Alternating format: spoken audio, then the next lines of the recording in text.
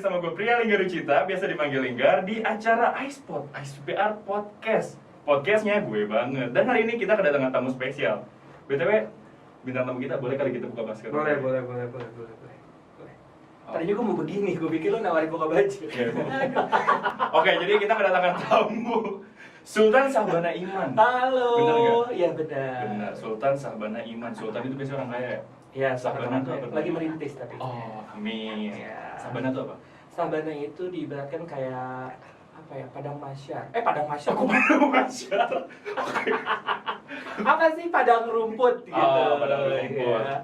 Iman? Iman itu adalah keimanan. Lu beriman? Gitu. Jadi seorang raja yang hidup di padang rumput yang memiliki semoga iman. akan memberikan kenyamanan dan juga keimanan gitu. Bagus juga Padang ya. rumput itu kan nyaman gitu. Ya. Tapi lu iman? Sejuk. Lagi proses juga ya, saintis juga. Merintis keimanan dulu nih ya.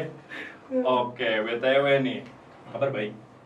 Kabar baik, alhamdulillah. Kayaknya gua kalau nggak baik-baik nggak akan di sini deh. Iya juga sih, gue gak pikiran ke situ sih. Ini gue ngikutin aja, lu udah begini ya udah gitu. Basa-basi dulu formal Oh aja, iya awalnya. benar. Gitu. BTW Bang Sultan, gue manggilnya Bang sayang atau apa nih biar enak nih? Apa aja terserah. Oke, Kalau tanpa lu mau Sultan. menganggap oke. gue sebagai ibu lu yang melahirkan lu selama 9 bulan, nggak apa-apa kok lu panggil gue mama. Terserah. Kalau mau ketawa tahu aja. Apa aja terserah. Oke, mama ya. Oke, Mama Sultan. Iya. Curhat dong gitu. Iya. Gimana nih sekarang Gak kesibukan? aktif ya penontonnya? Ya, penontonnya diem aja Iya, gitu ya. harusnya kan iya dong. Iya gitu. dong. Diam aja ya. Dibayar nggak sih ini mereka? Enggak. Enggak. Belum ya? Oh Enggak, kan kita miskin soalnya. Kerja keras dulu aja. Kita kerja rodi sih ini sebenarnya. Miskin itu kan bukan berarti lo nggak punya apa-apa. Emang lo nggak punya segalanya. Maksudnya miskin itu bukan berarti lo harus sombong. Maksudnya, ya kan? Makanya gue ketika orang bilang gue nggak punya apa-apa, gue orang miskin, gue nggak percaya. Karena memang mungkin dia nggak mau sombong, Oke. dia nggak mau riak. Jumawa gitu. Padahal emang nggak punya apa-apa. Ya, semangat ya. Aduh, semangat ya kita semua ya, kita semangat gitu ya. BTW untuk kesibukan lu sekarang lagi ngapain sih? Kesibukan gue biasa ya. Kalau gue memang apa aja gue bisa jadiin cuan gitu. Salah satunya adalah mengganggu atau meretakkan hubungan rumah tangga orang lain. Pelakor. Gak, gue nge-MC. Ya. Tau MC artinya kan? Tahu. Apa? Master of Ceremony. Soalnya Apa tuh? mama cantik. Jadi kerjaan gue ibu rumah tangga. Di rumah aja. Tetap harus kelihatan cantik. Makanya MC. Ya kan? Aduh. Kita serius yuk. Oke, Alhamdulillah gue serius baik-baik ya. aja gitu. Dan kesibukan gue sebagai MC, sebenarnya gue udah merintis karir dari gue zaman kuliah gitu. Jadi dari zaman kuliah itu gue kerja di salah satu restoran di Bogor juga. Jadi gue dulu berpikir bahwa buat gue kuliah itu penting. Tapi buat gue adalah prioritas yang paling penting adalah ketika lo setelah kuliah gitu. Jadi makanya kenapa gue udah mulai mempraktekkan diri gue mencari pengalaman untuk bertemu sama orang-orang yang belum gue kenal. Ketika gue harus kuliah dan juga gue harus kerja. Gue kuliah, gue memprioritaskan untuk mendapatkan pendidikan secara akademik. Tapi di luar itu gue harus punya pendidikan atau pengalaman secara langsung. Prakteknya seperti apa. Makanya buat teman-teman semua nih ya, gue cuma pengen ngasih tahu bahwa pendidikan formal secara akademik itu penting. Ya, tapi buat gue adalah pendidikan di luar pendidikan di luar secara akademik, lu juga perlu dapetin itu karena itu hal yang harus lu dapatkan dan itu sangat penting setelah lu lulus kuliah gitu. Sekarang gue pengen tanya, ada nggak pelajaran tata cara inisiatif baik dan benar seperti apa? Nggak ada. Di kampus nggak ada. Inisiatif itu tuh kita bisa dapatkan ketika kita bekerja. Inisiatif misalkan hal-hal yang tidak perlu dikasih tahu, tapi secara diri sendiri kita tahu kita harus melakukan apa, gitu. Tujuannya adalah untuk nanti ke depannya setelah lulus seperti apa. Karena buat gue ketika lu udah lulus pun, misalkan S1 nih, bukan berarti lu akan beranggapan bahwa lu akan menjadi orang sukses. Justru lu harus memulai semuanya dari nol lagi, gitu. Buat gue adalah dari situ lu harus tahu bahwa lu baru akan memulai, gitu. Makanya kenapa gue dari zaman kuliah gue udah kerja. Gue dari MC pun gue pernah dibayar cuman hanya ucapan terima kasih. Yang gue ambil poinnya adalah di situ ada hal yang gue nggak bisa dapatkan. Orang lain belum tentu mendapatkan kesempatan seperti gue. Kita lihat sisi positif kesempatannya dulu. Ngerti nggak? Artinya jangan dulu income-nya. Orang itu percaya susah sebelum lu mendapatkan income, bener nggak? Jadi ketika gue misalkan suruh lu mau nggak MC di acara gue? Lu harus bilang mau dulu. Jangan lu tanya berapa duit karena lu belum punya pengalaman apa-apa. Ketika lu udah menunjukkan kualitas lu, orang pasti akan melihat bahwa kayaknya nih MC bagus deh. Kayaknya MC ini punya hal atau pembeda dibandingkan MC-MC lain deh. Karena gini loh, ketika gue bayar lu gratis nih, apa orang lain yang ngelihat kualitas lu tahu bahwa lu bayar gratis? Nggak tahu. Jadi itu kesempatan gue dulu tuh gue berpikir bahwa setiap kali gue ada di acara gue nggak dibayar nggak apa-apa. Tapi orang akan melihat bahwa gue punya kualitas. Dan orang lain yang nggak tahu gue dibayar gratis, mereka tahu bayaran gue mahal. Jadi ketika ada orang lain nih nanyain gue, berapa budget MC-nya, di situ gue akan ngasih harga. Gitu. Jadi buat gue adalah kesempatan dulu yang kalian dapatkan. Income, popularitas itu akan ngejar nantinya. By the way, gue baru lihat tuh serius kayak gini. Iya, karena memang apa ya, buat gue adalah ini sesuatu hal yang perlu didapatkan juga untuk orang-orang, bahwa ketika memang lu belum menjadi siapa-siapa dan ada kesempatan, lu ambil. Jangan memikirkan tentang income dulu atau benefit ataupun uang yang lu dapatkan. Karena kepercayaan itu lebih penting dari apapun. Ketika orang percaya, ya udah, orang akan memberikan itu ke lu. Dan ketika orang percaya, orang lain pun akan percaya. Orang lain bisa percaya, kenapa orang lain enggak? Gitu. Tapi ketika lu udah gak dapat kepercayaan dari satu orang atau banyak orang, lu gak akan mendapatkan income apapun yang lu mau. Gitu. Jadi kepercayaan. Jadi kalau lu mendapatkan kepercayaan nih, lu harus mengerjakan sesuatu hal kalau lu bisa lakukan. BTW, lu ini sebagai mama. Emang apaan sih BTW? Bau bukan apa? Ya. BTW wanita. Tadi kan BTW ya? Iya, by the way. Oh, by the Anyway, way. Baswe. Iya, Gue pernah lihat lu itu update stand up comedy. Gak muat kan? Oh, Mau nyender ke aku. Lu pernah update stand up comedy gitu di posan lu, dan itu gue pernah nge-scroll sampai bawah kan gue. Aduh, ini menarik banget terus. Ya, itu kenapa lu bisa ada di situ waktu itu? Di mana? Di apa acara stand up Postingan itu? gua. Ya kan Instagram gua. Enggak gitu. Lu mau posting apa kan terserah apanya maksudnya? Maksudnya lu bisa ada di acara itu, lu Di ikutan stand up gitu. comedy. Itu dia. Oh, oke. Ini hal yang menarik sebenarnya, orang belum banyak yang tahu ya. Betul, makanya Gua nggak tahu, ini nanya. terserah kalian semua, ini mau di cut mungkin atau seperti apa. Gue tuh cuman kepengen orang lain tuh tahu bahwa gue tuh jujur. Karena selama ini tuh gue orang yang selalu jujur dengan hal apapun. Amin. Gitu. Enggak, itu bukan doa. Oh, bukan doa. Gua kira lu sering bohong. Itu pernyataan. Alhamdulillah ya. Ya, Alhamdulillah. gitu.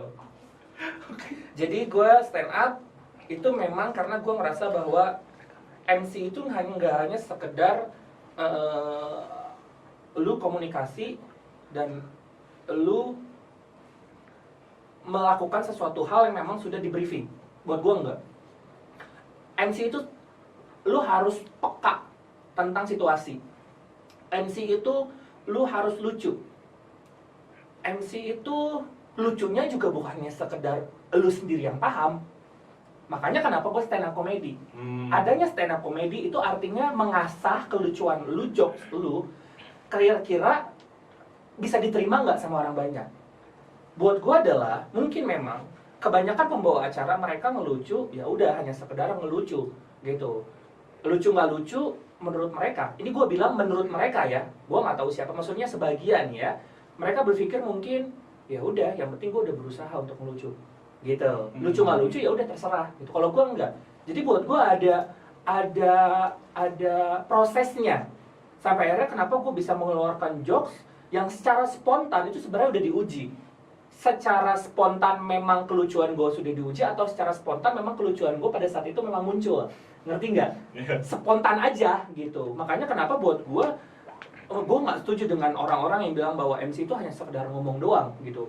Bahwa gue tuh punya usaha untuk bisa ngebuat klien gue atau audiens yang menyaksikan gue itu merasa puas dengan servis gue. Gue mau ngomong pelayanan, gue babu. Coba apa lu ngomong apa?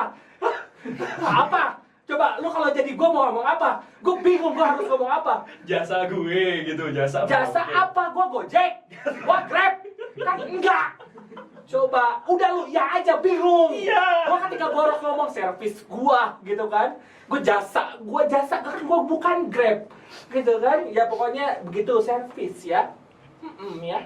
Servis ya. Iya, gimana ya? Gue bingung ngomongnya. Ya gitu, makanya kenapa akhirnya juga gue memutuskan untuk ikut audisi juga. Gue sempat ikut audisi juga. Dan memang stasiun televisi itu apa ya? Nggak semua mungkin ya. Gimmick itu menjadi prioritas buat mereka. Jadi mereka juga, ini yang gue pengen cerita tadi. Gitu, bahwa sebenarnya kalian tinggal usaha aja deh gitu. Karena kita nggak pernah tahu kesuksesan orang itu akan datang di saat dan di waktu yang seperti apa gitu. Pada saat itu gue ikut audisi stand up, gue ikut sama teman-teman gue 10 orang. Gue nggak tahu kenapa dari banyaknya ratusan atau ribuan orang yang ngantri, bahkan gue antrian yang paling belakang gitu. Gue ditarik, gue tanpa ngantri loh. Gue ditarik. Sebenarnya gue nggak enak sama pada saat itu komunitas dan juga teman-teman gue yang ngantri gitu. Cuman gue bilang sama teman-teman gue mohon maaf nih karena gue ditarik. Gue nggak tahu ngeliat dari apa, tampang mungkin, aura. Kadang kan orang-orang TV punya ya, mereka tuh kayak psikolog gitu. Jadi mereka bisa ngeliat bahwa ini kayaknya ada aura gue star deh gitu. Ini orang lucu nih. Iya, gitu. iya kan. Dan ternyata Lu gak lucu. Maaf. enggak. Gue pada saat itu akhirnya gue tanpa harus melewati jadi gue langsung masuk ke satu ruangan gitu. Dan memang gue dites, alhamdulillah lucu dan gue lulus pada saat itu ya. Makanya kenapa nih gue nanti akan bahas ya gitu. Kenapa gue bahas ini, nanti gue akan ambil kesimpulan bahwa dan dari situ gue nggak bisa masuk lagi ke, harusnya gue udah muncul di salah satu stasiun TV, tapi gue sudah dikontrak di salah satu stasiun televisi, paham nggak? Yeah. Nah, gue tidak izin dengan salah satu stasiun televisi ini yang sudah mengkontrak gue. Oh iya. Nah, dan di stasiun TV ini yang menerima tentang yang menerima bakat stand up comedy ini tidak bisa menerima komika yang sudah ada kontrak dengan manajemen lain.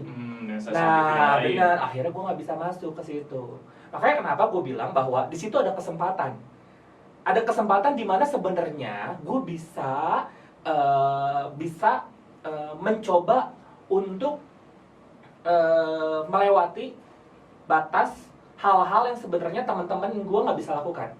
Maksudnya gue langsung menuju ke satu ruangan panitia, gue stand up gitu kan, gue lulus. Tapi sayangnya mungkin Allah nih ya, Tuhan tidak memberikan gue kesempatan itu, ngerti nggak? Kesempatan gue sudah ada di awal.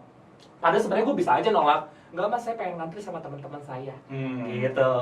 Tapi gue bilang sama teman-teman gue izin bahwa gue harus duluan nih ya. Gue ditarik, gue dari semua banyak ratusan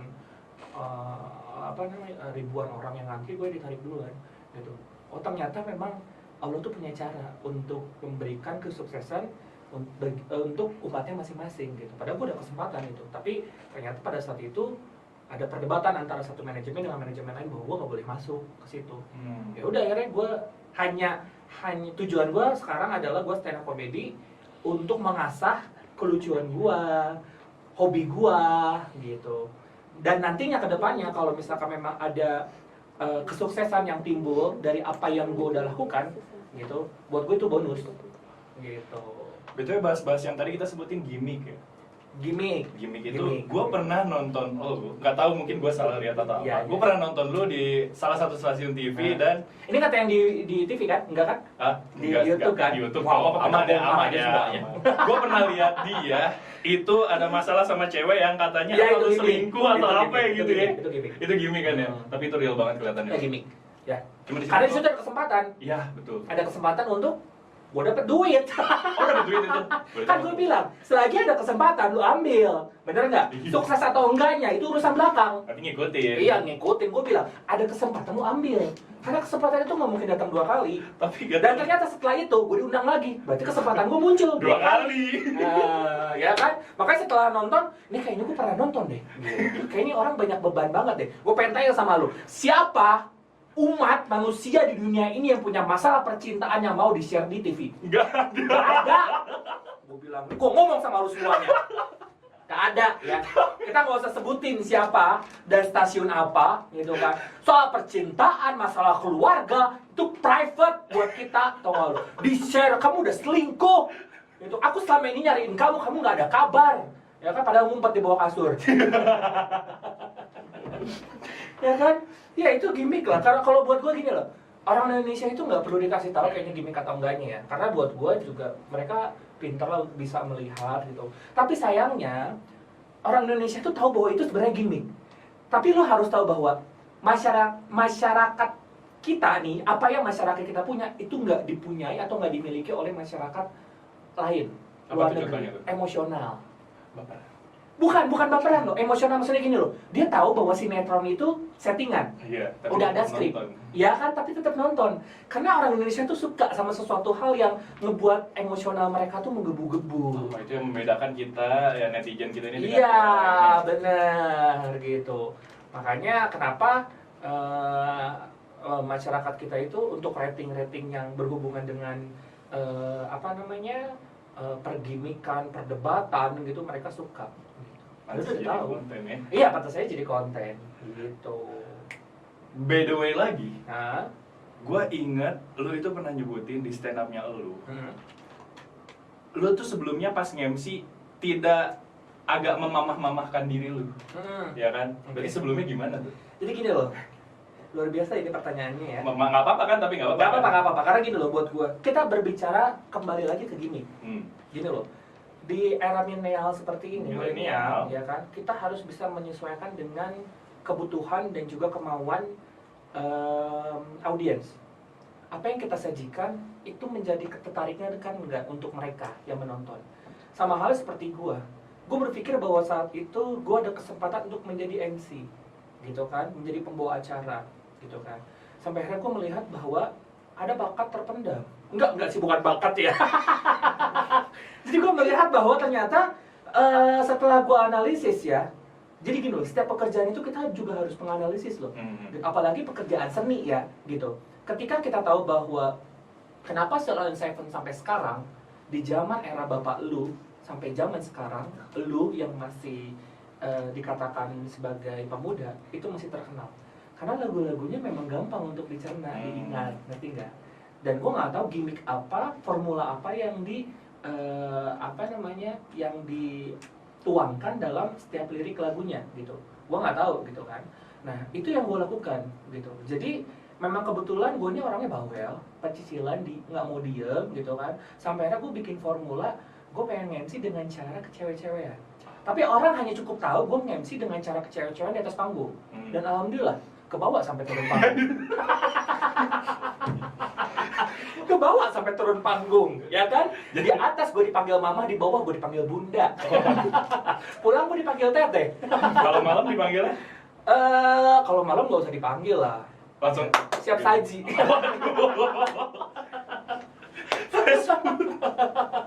Udah siap saji, ya kan? Iya, gitu. Jadi tujuan gue hanya sekedar untuk gimmick aja sih. berarti menjadi kemamah-mamahan ini Gimmick aja, gimmick. sebagai gimmick, dan berarti itu cara lu menjadi apa? Mempersonalkan branding lu gitu. Iya, benar, Branding personal lu ya. branding gue. Menurut lu sendiri nih, Mams, gimana sih awal mula lu tuh bikin personal branding lu? Personal branding gue adalah MC. Personal branding gue adalah MC yang dimana di sini gue harus dapat memberitahukan orang bahwa gue adalah MC. Caranya adalah, yaitu gue bilang, adanya kesempatan lu ambil, gitu. Branding dulu diri lu, walaupun pesonanya belum. Paham nggak? Kita berbicara tentang brandingnya nih. Branding itu adalah lu harus dapat lu harus dapat mengambil setiap kesempatan yang ada dalam diri lu.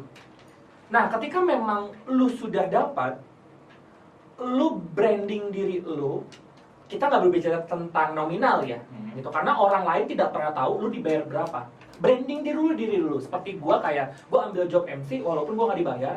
Nah, ketika memang lu tahu bahwa passion lu dari situ, gitu, lu cari persona lu apa.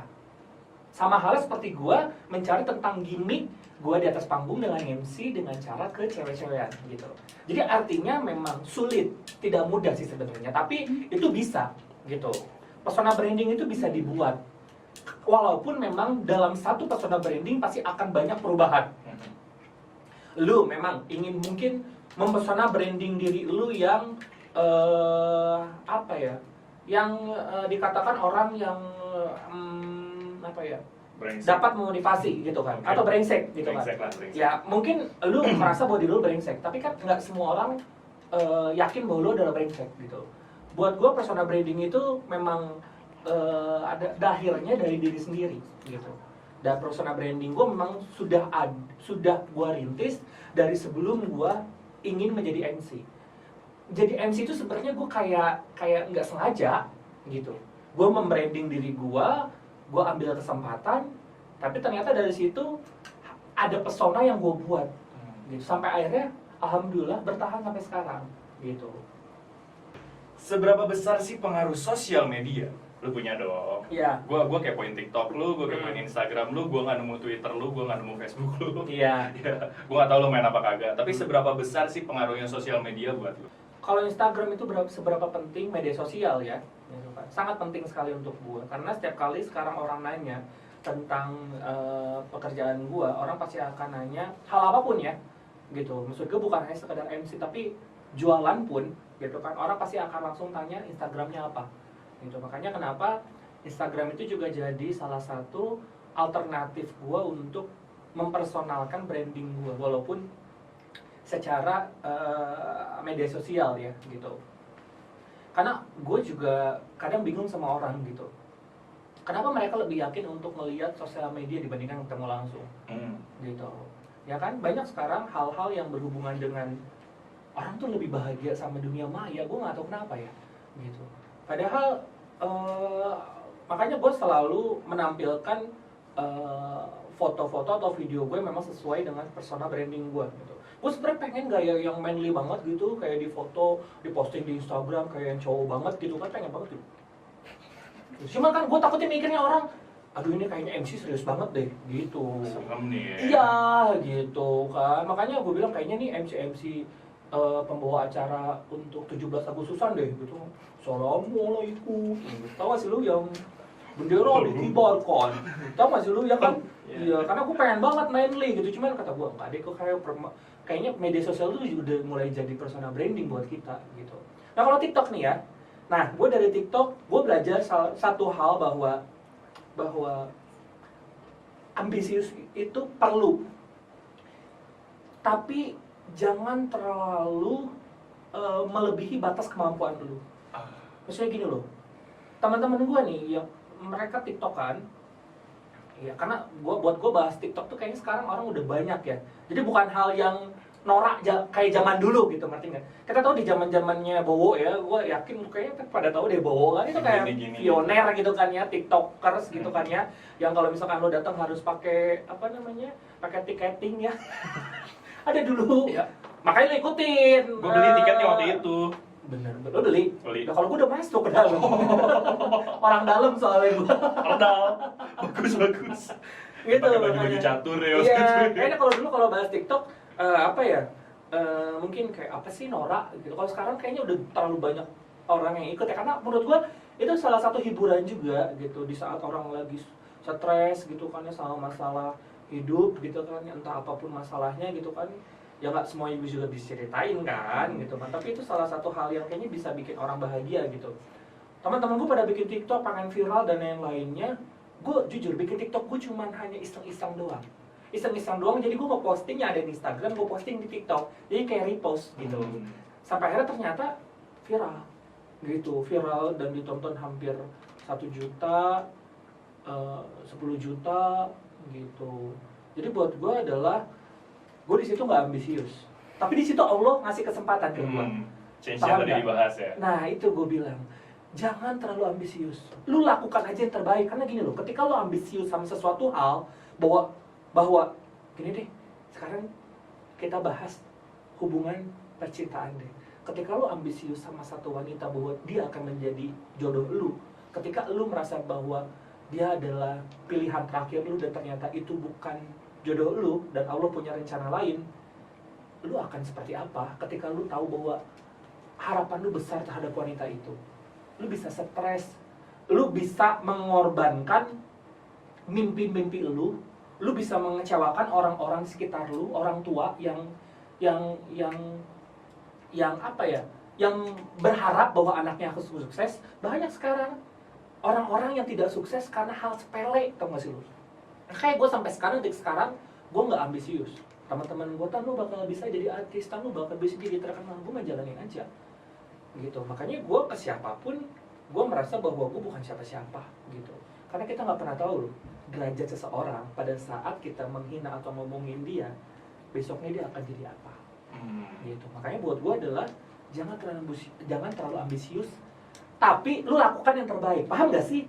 Maksud gue tuh ambisius itu maksud lu kan berarti lu berarti di sini kita nggak boleh kerja keras, ngalir aja, nggak gitu. Maksud gue tuh artinya lu lakukan sesuai dengan hobi lu tetap tekun, lu jangan ambisius. Gue yakin ketika lu tekun nih, ya kan, lu tahu bahwa apa yang lu lakukan adalah karena lu suka, bahagia, gitu kan, dan Allah tahu bahwa lu udah kerja keras, didukung sama doa, sholat, yakin, percaya, niscaya apa yang lu nggak harapkan itu akan muncul. Sesuatu hal yang tidak kita, misalkan gini, mimpi kita kepengen jadi menteri, ya kan, pasti Allah akan ngasih kita jadi presiden. Sesuatu bener. Jadi buat gue adalah gue nge-MC. Gue dulu berpikir bahwa gue tuh nge-MC, gue hanya akan ketemu sama audiens aja. Gue dapat uang, selesai. Taunya di pekerjaan gue sebagai MC apa? Allah mempertemukan gue dengan pejabat, dengan artis. Tapi gue ambisius, gue lakuin aja yang terbaik. Adanya kesempatan, kan mau MC nggak di acara gue, tapi gue nggak bisa bayar, ambil. Gitu. Jangan terlalu ambisius. Lakukan aja yang terbaik. Gitu, kerja keras. Gitu. Yang penting jadi orang baik dulu. Iya, gitu buat gue. Mau nambahin closing statement? Ya. Jadi gini teman-teman ya, makasih banyak lu udah mempercayakan gue untuk menjadi narasumber. Gue cuma pengen bilang, ambisius itu perlu, tapi jangan terlalu ambisius, karena itu akan mengecewakan. Kalian cukup lakukan aja yang terbaik untuk hidup kalian. Banyak orang-orang yang jatuh, yang terlalu ambisius dengan sesuatu hal yang sebenarnya sepele, masalahnya putus cinta, ya kan? Dia mengorbankan mimpi dia mengecewakan orang-orang yang berharap bahwa dia akan menjadi orang yang hebat seperti kayak orang tua kita, gitu kan ya. Percaya deh, kalau lu udah kerja keras, kalau lu udah tahu bahwa lu sudah di batas kemampuan yang sangat maksimal, apa yang lu mau itu akan melebihi apa yang Allah Subhanahu wa taala kasih ke lu. Jadi tetap menjadi orang baik. Ambisius itu perlu, tapi gue cuma pengen bilang bahwa tetap kontrol diri lu hanya tinggal melakukan yang terbaik. Allah nggak pernah tidur kok, gitu. Oke, itu buat iSpot episode kedua. Gue Linggar pamit undur diri. Peace out. Kenapa terus gitu?